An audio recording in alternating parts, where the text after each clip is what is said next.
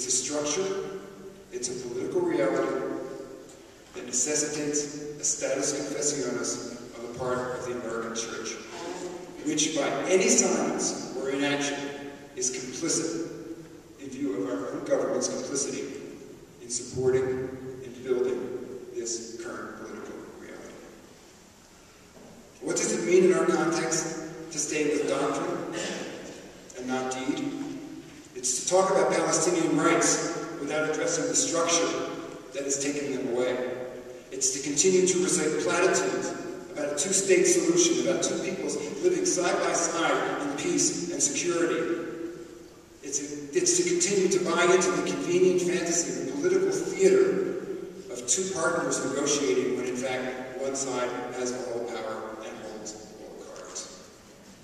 It's to buy into the snare and delusion of a peace process, which is no peace process at all, but a design to continue and indeed to complete and solidify the apartheid system that exists in Palestine today. Words alone only support this reality and allow it to continue to move forward.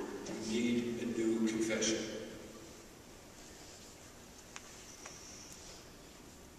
Let me briefly take you back to Birmingham, Alabama in 1963. The Reverend Martin Luther King is sitting in a jail cell. He's been arrested for civil disobedience. And he's smuggling a letter out on scraps of paper. Now recall the context. The writers of A Call to Unity, 8 white pastors, are urging King to end the demonstrations directed and led in part by outsiders, they say, that were taking place in the area at the time, saying, let us work through channels. We've got friends in high places.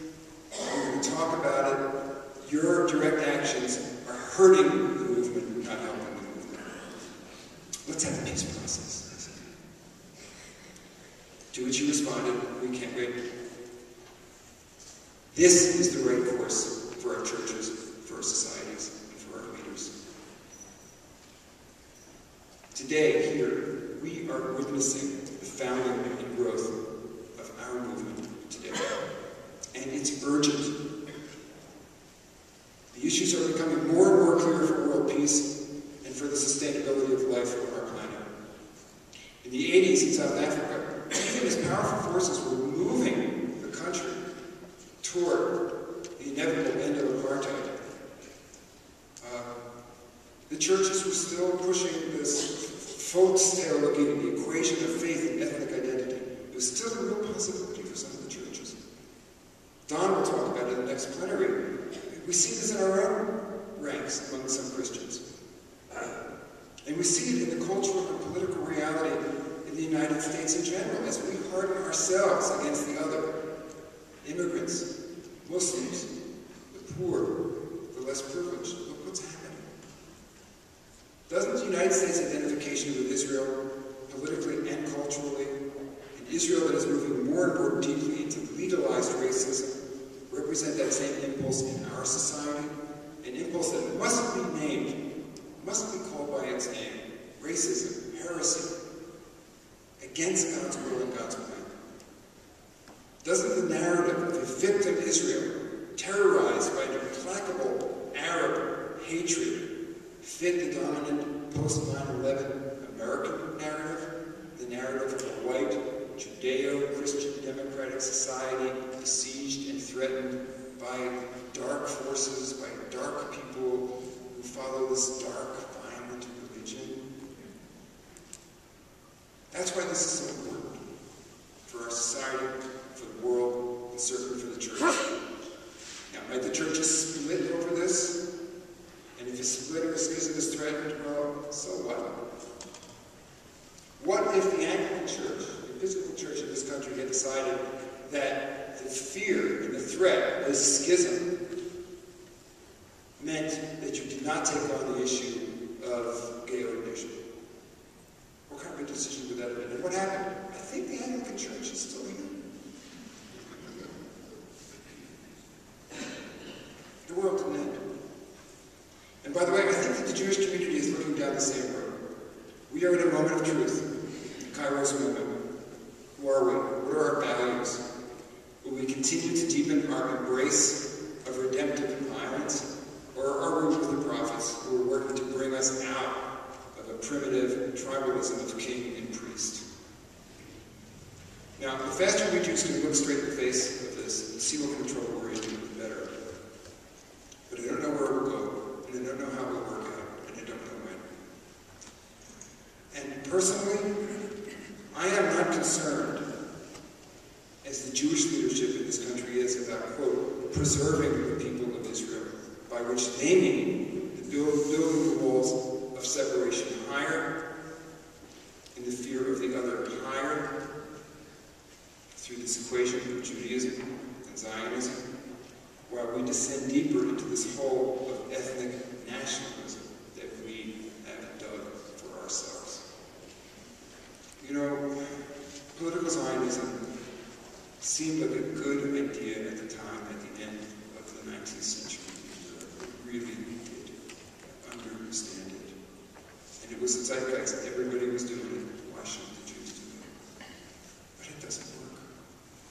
The trajectory of human history is in the other direction, against nationalism, and certainly against ethnic nationalism, and certainly against ethnic religious nationalism.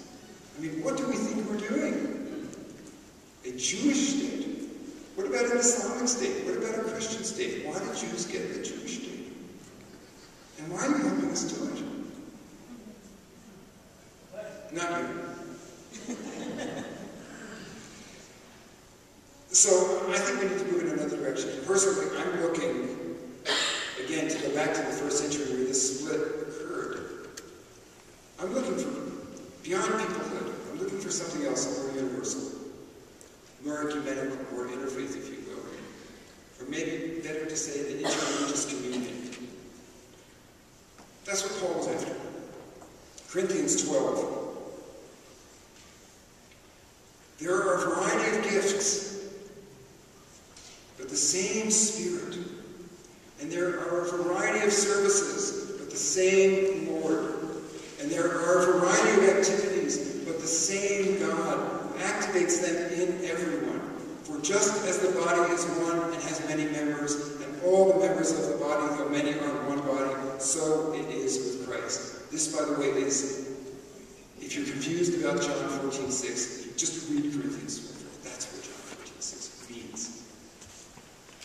And of course the passage in Ephesians. For he is our peace. In his flesh he has made both groups into one and has broken down the dividing wall that is the hostility between us. And Paul was talking about followers of Christ and the Jews who had rejected him. It's his own thing, his own heartbreak, which is a spiritually devastating experience of Jewish rejection. But listen to how he articulates it. Universally. And that's what broke his heart. So the Jewish people are in trouble here. We're dug in.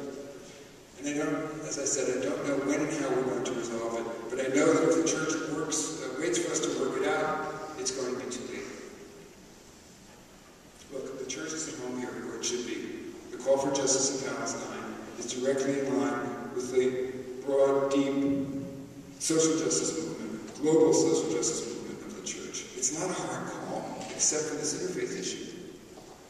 I know it's hard.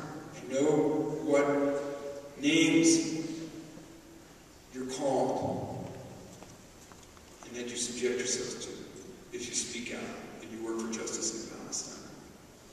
I know that it threatens relationships with Jewish friends, family members, organizations, bridges of understanding built over years. But don't confuse the work of reconciliation with the Jewish people with the work of justice for Palestine. Do what your faith requires you to do. Even if many of your Jewish brothers and sisters refuse for the time being to accompany you in this mission.